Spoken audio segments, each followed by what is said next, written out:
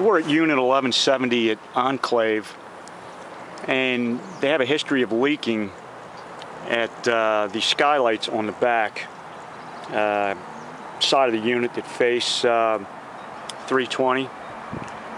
This is a southern exposure for the most part.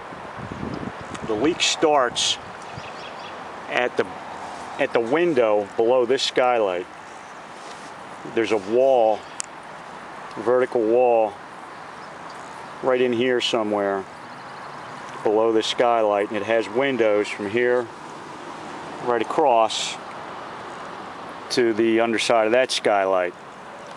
The leak starts in this corner nearest the second floor patio, and then it travels across the window jamb and drips.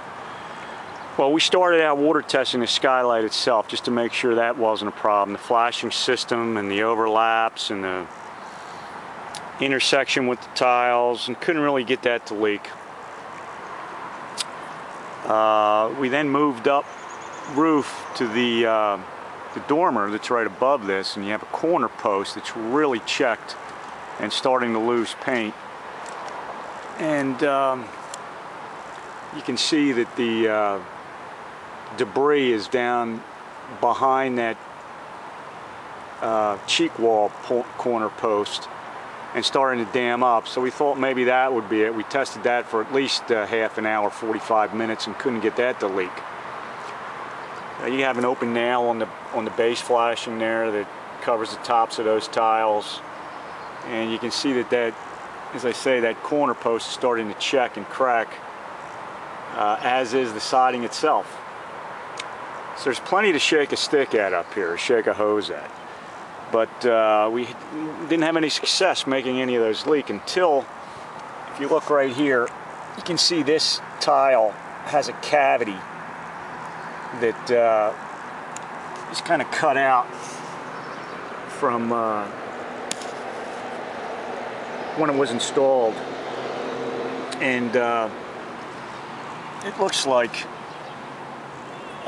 someone's been in here with a caulk gun and hit this pretty aggressively, right up in there and down, all the way down the side. And there's caulk over here. We tried this, couldn't get this to leak, this area here, thinking it might have been traveling under the felt and then coming down this way because the gutter's right there. If the gutter would back up, the water would spill this way into the underside of the tile and create a problem. We couldn't get that to leak either. But this right here did cause a leak.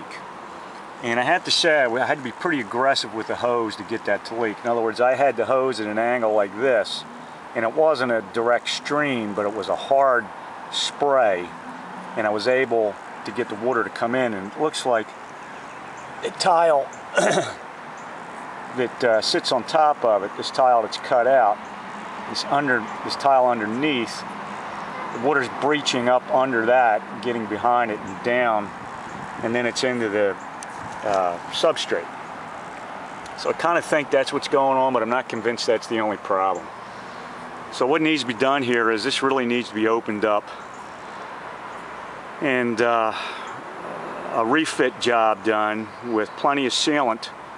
And really, if you really wanted to do this right, you would take these tiles off around this skylight and make sure that the ice and water shield and whatnot, all the flashings are correctly done. Certainly that should be cleaned out up there under the corner post.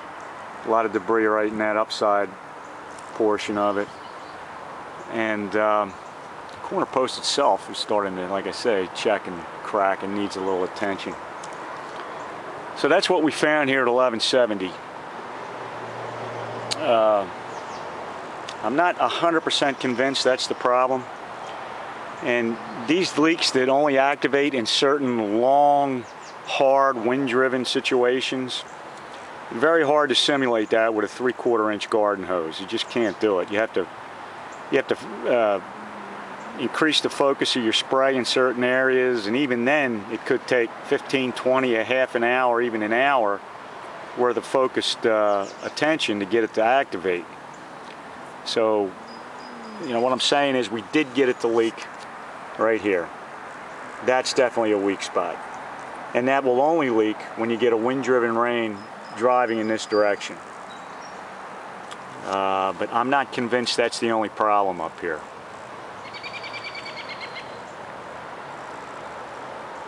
Even when you look at the top of this corner post, under that little soffit up there, it ends about a ½ inch short of the soffit, so that could be a problem too. There's plenty of things here that it could be. There's a broken tile up there. But I think what we're going to do is we're going to just let this dry out and fix this, and tell the Edelsteins to keep an eye on it.